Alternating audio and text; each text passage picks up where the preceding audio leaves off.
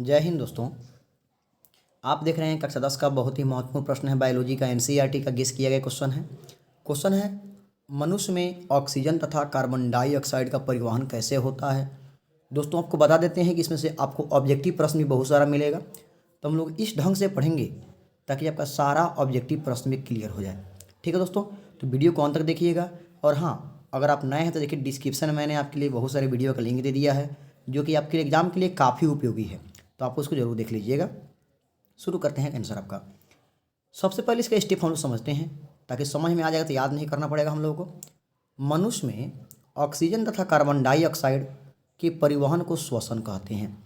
Simple formula में अगर आपसे कोई पूछता है दोस्तों कि परिवहन श्वसन किसे कहते हैं, तो आप कहेंगे कि कार्बन डाइऑक्साइड और ऑक्सीजन के जो परिवहन होता है उसी को श्वसन कहते हैं।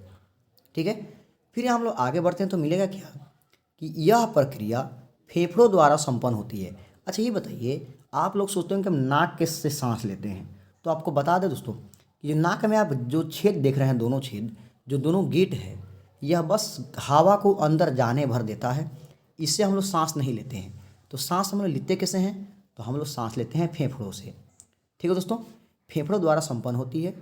फेफड़ों में सांस के द्वारा पहुंची हुई वायु में से हम जब सांस लेते हैं तो आपको पता है कि हम वायुमंडल में से वायु लेते हैं। तो आप इतना कमेंट कीजिए कि वायुमंडल में से हम सांस लेते हैं उसमें नाइट्रोजन कितना परसेंट होता है, ऑक्सीजन कितना परसेंट होता है और कार्बन डाइऑक्साइड कितना परसेंट होता है।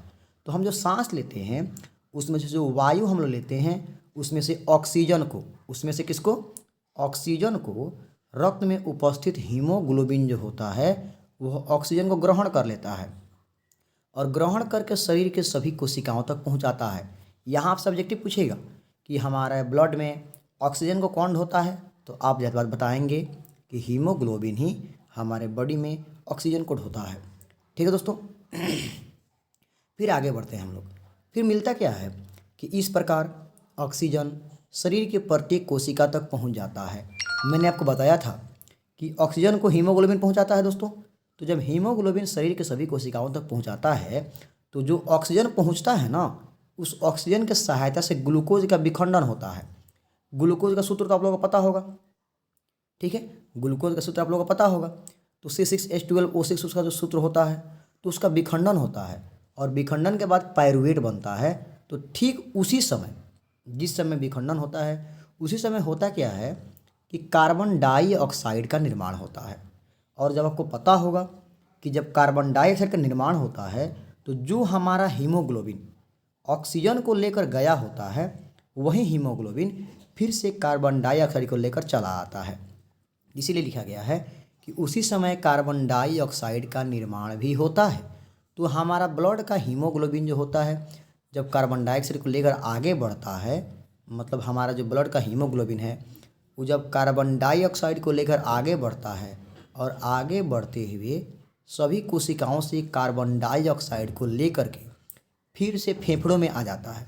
और आपको पता होगा कि हम जब सांस छोड़ते हैं ना, तो हम जब सांस छोड़ते हैं तो जो हम कार्बन डाइऑक्साइड हमारा हीमोग्लोबिन लेकर आया हुआ होता है उस सांस के माध्यम से हम लोग फिर से क्या करते हैं, उस कार्बन डाइऑक्साइड को वायुमंडल में छोड़ देते हैं। दोस्तों आपके लिए यहाँ कुछ क्वेश्चन बना। सबसे पहला क्वेश्चन मैंने आपको बताया था यहाँ पे कि वायुमंडल में ऑक्सीजन कितना परसेंट होता है, नाइट्रोजन कितना परसेंट होता है और कार्बन डाइऑक्साइड कितना परसेंट होता है। तो आपको बता दें दोस्तों कि जब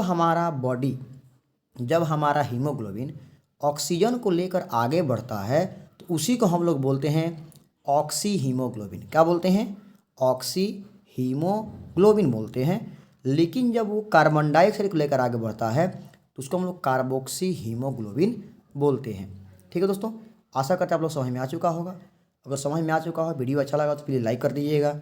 नए हैं तो चैनल को सब्सक्राइब कर लीजिएगा, बेल आइकन दबा दीजिएगा ताकि आपको नोटिफिकेशन मिलता रहेगा। फिर मिलते हैं अगले वीडियो में। अपने वीडियो को अंत तक देखा इसके लिए धन्यवाद दोस्तों।